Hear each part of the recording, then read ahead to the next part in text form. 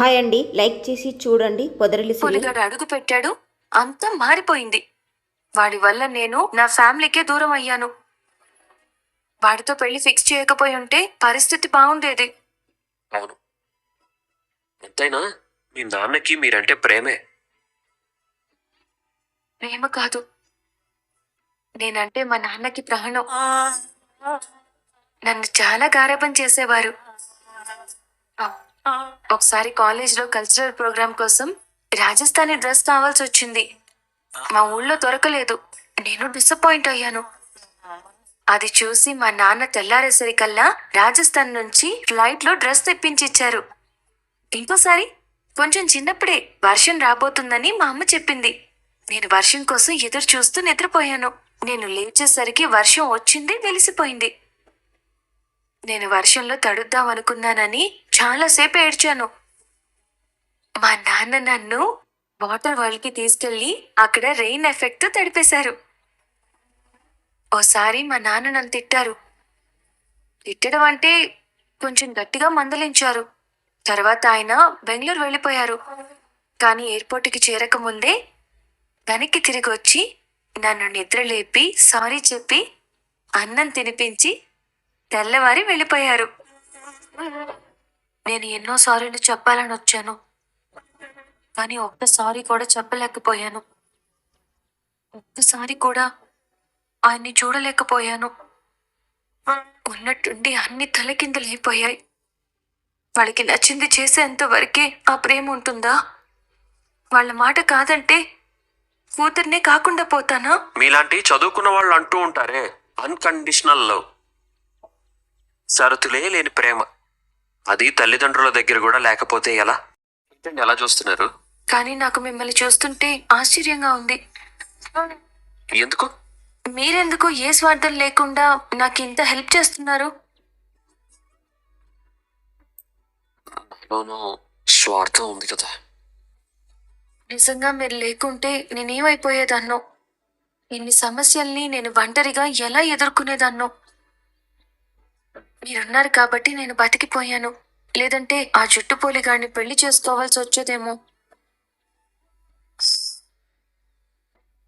మీరెందుకు ఏం ఆశించకుండా నాకు హెల్ప్ చేస్తున్నారు? తెలీదు. తెలీదా? నిజంగానే తెలీదు. మీరు బాధపడుతుంటే చూడలేకపోయానేమో. మీరు బాధపడితే మాత్రం నాకు బాధ కలుగుతుంది. అప్పుడే డెలివరీ బాయ్ వచ్చి ఫుడ్ ఇస్తుంటాడు. మేడం అని చెప్పి పెడుతుంటుంటే ఆయన సర్వ్ చేయబోతుంటే పర్వాలేదు మేము సర్వ్ చేసుకుంటామని చెప్పి మహాలక్ష్మి అనేసరికి సరే అని తను వెళ్ళిపోతాడు. తర్వాత వీళ్ళే సర్వ్ చేసుకొని పెట్టుకుంటుంటారు. మహాలక్ష్మి పెట్టుకోండి అని చెప్పి అక్కడ భోజనం స్టార్ట్ చేస్తుంటుంది. పాపం నిన్న మొన్న బాగా ఆకలేసిన తినలేని సిచ్యువేషన్ కదా, ఈరోజు బాగా తింటుంది. తను అలా తింటుంటే అలానే చక్రి చూస్తూ ఉంటాడు. ఏంటి ఒక రాక్షసిలాగా తింటున్నట్టు అనిపిస్తుంది కదా అని అనుకుంటూనే తింటుంది మహాలక్ష్మి. నాకు బాగా ఆకలిస్తుందంటే మీరు ఎలాగైనా తినండి, అది పెట్టబోతుంటే ఆ తర్వాత తింటాను. అంత సుతారంగా ఊడుస్తున్నావు, తొందరగా ఊడు. అమ్మా, మా నాన్నకి 2 పెళ్లిళ్ళు ఏమైనా అయ్యాయా? చిచ్చి, వాడు ఒకదాన్ని పోషించడమే ఎక్కువ. ఆయన మొహానికి 2 పెళ్లిళ్ళా? ఆయన నీకెందుకు అనుమానం వచ్చింది? ఏం లేదు, నువ్వు నా సవతల్లివని అనుమానంగా ఉంది. ఏంటే అన్నావు? మరి లేకపోతే ఏంటి? ఏ పని చేసినా వంక పెడుతూనే ఉంటావు. చేస్తూనే ఉన్నాను కదా.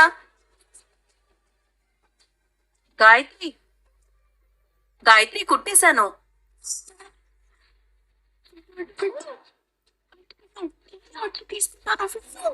ఏంటి నాకేం అర్థం కావడం లేదు. తీసుకుంటాను. ఏ ఎందుకు? అయ్యో, ఎవరే వచ్చింది? ఏంటే, ఏంటది? ఏం లేదులే అక్క, నువ్వు వెళ్ళక్క. ఆగో, ఇటీ ఏంటి దాస్తున్నారు? చూపించు. బ్లౌజు ఎవరిదే? నాదే. నీకు నేనేమీ కొనలేదే. ఎవరిది? నాదే. ఎప్పటి నుంచో బీరువాలో ఉంటే అది కుట్టమని ఇచ్చానమ్మా. ఏ నాటకాలు ఆడుతున్నావా? ఎవరిది ఇది? ఓ చూసానే. నేను వెళ్తానండి. ఎక్కడికే వెళ్ళేది? ఆగా, మర్యాదగా ఇదెవరిదో చెప్తేనే గాని కదలనివ్వను. ఎవరిదైతే నాకెందుకు? కుట్టడం నా పని. మీ అన్నగారింట్లో కొత్త కోడలు వచ్చిందంట కదా, ఆ అమ్మాయిదంట. అంటే ఇంట్లో ఊడమంటే సడుగుతావు, ఊళ్ళో వాళ్లకు ఊడిక మాత్రం చేస్తావు. ఎంత ధైర్యమే నీకు? ఆ ఇంటికి వెళ్ళొద్దంటే మళ్ళీ మళ్ళీ వెళ్తున్నావు? చంపేస్తానని చెప్పినా వెళ్తున్నావు? ఏయ్, నువ్వేంటి? నాకు వాళ్ళకి పడదని తెలుసుగా. ఇంకోసారి ఇది ఇచ్చిందనో అది ఇచ్చిందనో ఆ ఇంటి బట్టలు కుట్టావని తెలిసిందో నీ తోలు వలిచి నీ మిషన్ మీదే కొడతాను. జాగ్రత్త. ఇందుకే కుట్టనని చెప్పాను. చిచే, సార్లు చెప్పినా బుద్ధి రాదు కదూ. దీన్ని తగలబెడితే గాని నువ్వు ఇంకొకసారి ఆ ఇంటికెళ్ళవు. ఉండి చెప్తా. అమ్మా అమ్మా అమ్మా అమ్మా అమ్మా అమ్మా అమ్మా అమ్మా వద్దమ్మా అమ్మా అమ్మా ప్లీజ్ అమ్మా అమ్మా నా మాట వినమ్మా. దీన్ని తగలబెట్టేస్తాను. ప్లీజ్ ప్లీజ్ అమ్మా అండి. అమ్మని కూడా చూడను. ఏమన్నావే? నిన్ను బయటికి ఎక్కడికి పోతావే? ఇంటికే రావాలి, అప్పుడు చెప్తాను ఈ సంగతి. రాత్రి నరకం చూశాను, ఇప్పుడు మిమ్మల్ని చూస్తున్నాను. ఇక తిరిగి రారని ఆశ వదిలేసుకున్నాను, కానీ దేవుడు మళ్ళీ నాతో పంపిస్తున్నాడు. నాను కదా, అందుకే మొద్దు నిద్ర పట్టేసిందా? మొద్దు నిద్రపోయానా? నేనేం నిద్ర మొద్దుని కాదు.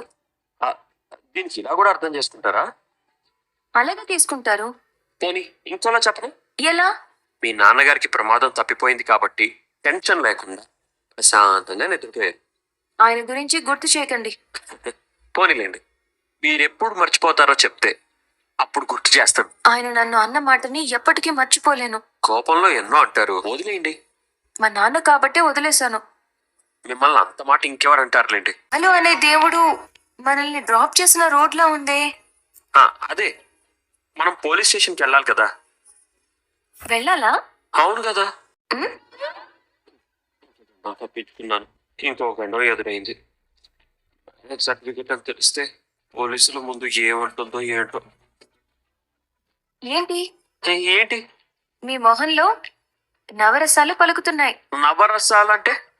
టమాటా రసం, మిరియాల రసం, చింతపండు రసం లాంటివి. అవన్నీ నా మొహంలో ఎందుకు కనిపిస్తాయి? పోలీస్ స్టేషన్ అనగానే మీ మొహంలో రకరకాల ఎక్స్ప్రెషన్స్ కనిపిస్తున్నాయి ఏంటి అని అడిగాను. అదే, పోలీస్ స్టేషన్ నేను తనలోనైనా మర్చిపోగలను.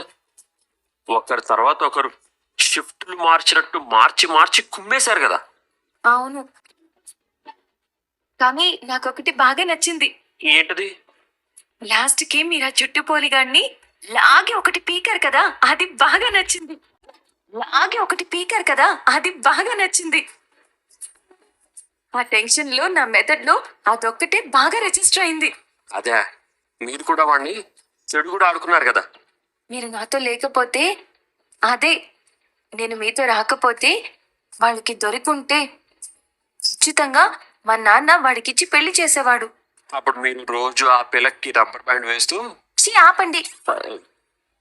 వాడిని పెళ్లి చేసుకోవడం అనేది జీవితంలో జరిగేదే కాదు. పోన్లేండి, జరిగిన వాటి గురించి మాట్లాడుకోవడం దండగా. అంతే. మిమ్మల్ని చూసి నేను మొదట్లో ఇంకోలా అనుకున్నాను, కానీ కొంచెం మంచివారే. ఇంకోలా అంటే? మీరు మధులా కనిపిస్తారు. అదోలా అంటే? ఏం లేదు. ఏం లేదంటే? అదే, అదోలా అంటే ఎలా మ్, చెప్పండి. రౌడీ అనుకున్నాను. మొహంలో, ఇంత అందమైన మొహంలో మీకు రౌడీ కనిపించాడా? ఏ యాంగిల్లోనూ నేను అలా లేనే. ఏమో, ఎందుకో ముందులో అలా అనిపించింది కొంచెమే. మరి ఇప్పుడు? మీతో కంఫర్ట్ గా మాట్లాడగలుగుతున్నాను. నేను కొంచెం మంచివాడిని కాదండి, చాలా మంచివాడిని. చాలా అని ఇప్పుడెలా చెప్తాను? అప్పుడే చెప్పలేను, కానీ మొదట్లో మీరు నాతో మాటలు కలుపుతుంటే ఫ్లర్ట్ లా కనిపించారు. నన్ను ఇంప్రెస్ చేయడానికి చూస్తున్నారు అనుకున్నాను. నేనేదో మీకు సాయం చేయాలని చూస్తే అలా కనిపించానా? కానీ అట్లానే చెప్పిందేమో. మీకు గర్ల్ ఫ్రెండ్ లేదా? గర్ల్ ఫ్రెండ్సా? అసలు ఫ్రెండ్స్ కూడా లేరు. అమ్మాయిల్ని చూస్తేనే ఆమె దూరంలో ఉంటాను. సరే, మరి చదువుకునే రోజుల్లో? ఒక అమ్మాయిని ఇష్టపడేవాడిని, తను కూడా ఇష్టపడేది. ఒకరోజు మాట్లాడుతుంటే వాళ్ళ నాన్న చూశాడు. రెండో రోజు వాళ్ళ నాన్నతో కలిసి వచ్చి రాఖీ గట్టి వెళ్ళిపోయింది. అతను కూడా మీ నాన్న లాంటి వాడే. ఇంకో అమ్మాయి నన్ను చూసి ఇష్టపడేది, నవ్వేది, నేను కూడా నవ్విన, ఇంటి నుంచి క్యారేజ్ కూడా తెచ్చేది, తిన్నా. కానీ ఒక రోజు వాళ్ళ నలుగురు అన్నయ్య వాళ్ళు వచ్చి తీసుకెళ్లారు. వాళ్ళకు క్రషర్ మిషన్ ఉంది, ఇంకొకసారి తిరిగితే దాన్ని పెట్టేస్తారని చెప్పేసరికి ఇంక అప్పటి నుంచి దించిన తల ఎత్తకుండా నా పని నేను చేసుకునేదానంటే మహాలక్ష్మి బాగా నవ్వుతుంది. అయితే ఇప్పుడు ఎవరు లేరంటే ఒక అమ్మాయిని ఇష్టపడుతున్నా, కానీ ఆ అమ్మాయికి తెలియదు. ఏదో ఒక రోజు ఆ అమ్మాయి నన్ను ఇష్టపడితే చాలంటే ఓకే ఆల్ ది బెస్ట్ అనేసరికి ఇక్కడ చక్రి మొహం ఆనందంతో వెలిగిపోతుంది. మహాలక్ష్మి జరిగినవన్నీ గుర్తు తెచ్చుకుంటుంది. మా నాన్న చివరిసారిగా మాట్లాడింది ఇక్కడే కదా అంటే జుట్టు పోలు గురించి గుర్తు చేయగానే మళ్ళీ నార్మల్ అయిపోతుంది. సార్ లోపల ఫ్రీగా ఉన్నాడు. రండని కానిస్టేబుల్ వచ్చి పిలిస్తే లోపలికి వెళ్తున్నారు. సార్ మనం పెళ్లి చేసి పంపించాం కదా, వాళ్ళు వచ్చారని అంటే ఆ లోపలికి వచ్చి నమస్తే సార్ అంటే నమస్తే అమ్మ, కూర్చో అంటే పర్లేదు సార్ అంటే కూర్చో అమ్మ అనేసరికి కూర్చుంటారు. మీరు హైదరాబాద్ నుంచి కదా వస్తున్నారు? అవును సార్. కాదు, మనం యాదగిరి గుట్ట నుంచే కదా వచ్చాం. ఇంతలోనే మీ నాన్నని కలవడానికి వెళ్ళిపోయారా? అందుకు ఛాన్సే లేదే. మా నాన్నకి హెల్త్ బాగాలేదు సార్, చూడ్డానికి వెళ్ళాం. ఏమైంది? ఏవో మందులు తీసుకుని ప్రాణం తీసుకోబోయారు. మంచి కుటుంబంలో చేరి విడదీసావు కదా. ఏమ్మా మీ నాన్న చూసారా? లేదు సార్. నేను చాలా ట్రై చేసాం సార్, కానీ ఆయన చూడనివ్వలేదు. ఓహో, ఎందుకు చూడనిస్తారు, ఎందుకు మాట్లాడిస్తారు? మీరు చేసింది ఏమైనా గొప్ప పనా? ఏమా ఇతనితో వెళ్ళిన దగ్గర నుంచి ఇబ్బందులు ఏమైనా పడ్డావా? సార్ ఏంటి అడగడం? ఎలా చూసుకున్నాను అని అడగండి.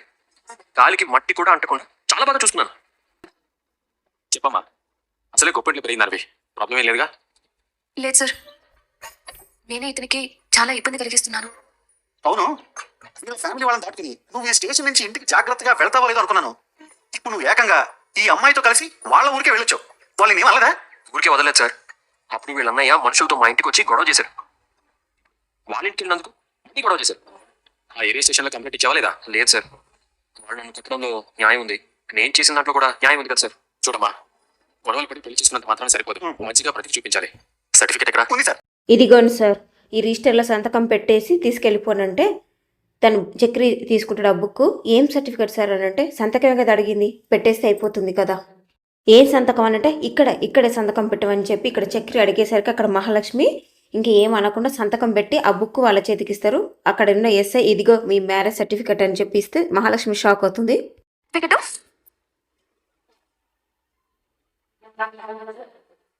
సార్ మేమేదో అలా పెళ్లి చేసుకున్నాం, దీనికి ఎందుకు సార్ సర్టిఫికేట్లు ఇవన్నీ? ఏమా నువ్వు నిజంగా నీకు ఇష్టం పెళ్లి చేసుకున్నావా? ఆ రోజు నేను పెళ్లి చేసుకుంటానని స్టేషన్కి వచ్చి గొడవ పడ్డా ఆ పిల్ల కూడా తేడాగా కనపడ్డాడు. ఇప్పుడు ఇతను తేడాగా కనిపిస్తాడేంటి? ఏంటి సార్ ఇది? పెళ్లిని రిజిస్టర్ చేసి అవడానికి ఆధారం ఇదే. చట్ట ప్రకారం పెళ్లి అయితే దాన్ని రిజిస్టర్ చేయాలి కదా. చట్ట ప్రకారం పెళ్లి జరిగేటట్టు వద్దు. అర్థం కాలేదమ్మా. నాకు ఆ జుట్టు పొలిగట్టు పెళ్లి చేసుకోవడం ఇష్టం లేకే మేము ఇలా చేసాం అంతే సార్. ఏమ్మా ఆటలుగా ఉందా? పని మార్కులు ఒక రోజు అంత కష్టపడి నువ్వు చేస్తావు ఏంటమ్మా ఇది? అసలు మీ ప్రాబ్లం ఏంటి? అది కాదు సార్, అసలు మీరు ఒక్క 5 నిమిషాలు అలా బయట వెయిట్ చేయండి, నేను మాట్లాడొస్తాను. అది కాదు సార్, అసలు ఏవండి నేను మాట్లాడతాను, మీరు ఒక్క 5 నిమిషాలు అక్కడ ఉండండి అనేసరికి ఇక్కడ కానిస్టేబుల్ అదేంటి అమ్మాయి పెళ్ళి ఏంటి అది అని అడుగుతుందంటే అది ఆ అమ్మాయి ఈ జనరేషన్ కదంటే అదే అయ్యా అంటే అదే అయ్యా ఈ కలిసి ఉండడం అని అంటారు కదా పెళ్ళి కాకుండా అని అంటే అవును సార్ అదే అని చెప్పి ఇక్కడ చక్కెర వాళ్ళతో మాట్లాడుతుంటాడు. ఓ అందుకేనా అదేదో అంటారు లివింగ్ రిలేషన్ అని అంటే అదేనా అంటే అవును సార్ అదే అదే అని ఇక్కడ చక్రి అంటాడు. నేనంటే తనకి ఎంతో ఇష్టం సార్. ఆ రోజు మేమిద్దరం పారిపోయి ఇక్కడికి వచ్చిన రోజు మీకు తెలిసి ఉండాలి కదా, కానీ పెళ్ళంటే తనకి ఇష్టం లేదు. ఏం జనరేషన్ ఏమో ఇలా తయారయ్యారు. మీ పేరేంటి? చక్రి సార్. చూడు చక్రి, ఈ రోజుల్లో అంతా ఎలా ఉన్నారంటే లవ్ అంటూ లివింగ్ అంటూ పిల్లల్ని కంటూ నానా రచ్చలు చేసుకుంటూ పోలీస్ స్టేషన్ల చుట్టూ కోర్టుల చుట్టూ తిరుగుతున్నారు. పెళ్ళంటే ఆషామాషి కాదు. ఆ అమ్మాయికి అర్థమయ్యేలా నువ్వు చెప్తావా, నన్ను చెప్పమంటావా? నేను చెప్తాను సార్, నేనే అన్ని అర్థమయ్యేలా చెప్తాను సార్. ఏంటంటే మీరు వాళ్ళ ముందు అలా మాట్లాడతారు? అసలు వాళ్ళు ఏం మాట్లాడుతున్నారు? మనకి జరిగిందని నిజమైన పెళ్ళి అన్నట్లు మ్యారేజ్ సర్టిఫికేట్ అంటున్నారు ఏంటి? అయ్యో మీరు మళ్ళీ అంతా మొదటికి తెచ్చేలా ఉన్నారు. వాళ్ళ దృష్టిలో మనది నిజమైన పెళ్ళే కదా. వాళ్ళు ఏదేదో అంటున్నారు. మీ ఇంట్లో వాళ్ళకి ఫోన్ చేస్తాం అంటున్నారు, మా ఇంట్లో వాళ్ళకి ఫోన్ చేస్తాం అంటున్నారు. ఇప్పుడు మనం ఉన్న పరిస్థితికి ఇదంతా అవసరమా? వాళ్ళు ఇచ్చేవి తీసుకుని ఫస్ట్ బయటికి వెళ్దాం, తర్వాత ఏం చేయాలన్నది మనం ఆలోచించుకుందాం. అలా షాక్లో ఉంటారు. తర్వాత చక్రి వాళ్ళ నాన్న మాత్రం మంచిగా రెడీ అయ్యి సొగ్గాడే చిన్ని నాయన అనే సాంగ్ పెట్టుకొని ఫోజులు ఇచ్చుకుంటూ ఫోటోలకు మంచిగా బయటికి వస్తున్నాడు. అందరికీ దండాలు పెట్టుకుంటూ నమస్కారాలు పెట్టుకుంటూ. నెక్స్ట్ ఇక్కడ మహాలక్ష్మి చక్రి ఇద్దరు కార్లో వస్తుంటే ఒక్కసారిగా చక్రి వర్డ్స్ మహాలక్ష్మి అనే ఆ ఫ్రేమ్ చూసి షాక్ అవుతుంది మహాలక్ష్మి. మా దగ్గరికి రిసెప్షన్ అరేంజ్ చేశారు. మా వాళ్ళు ఎంత పని చేశారండి. నన్ను మిసెస్ చక్రిగా ప్రపంచానికి పరిచయం చేస్తారు. నా వల్ల కాదు, నేను రాను. ఇప్పటికైనా లైక్ చేయకపోతే ఒక లైక్ చేసి చూడండి ఫ్రెండ్స్. నచ్చితే ఛానల్ని సబ్స్క్రైబ్ చేసుకోండి. Thank you.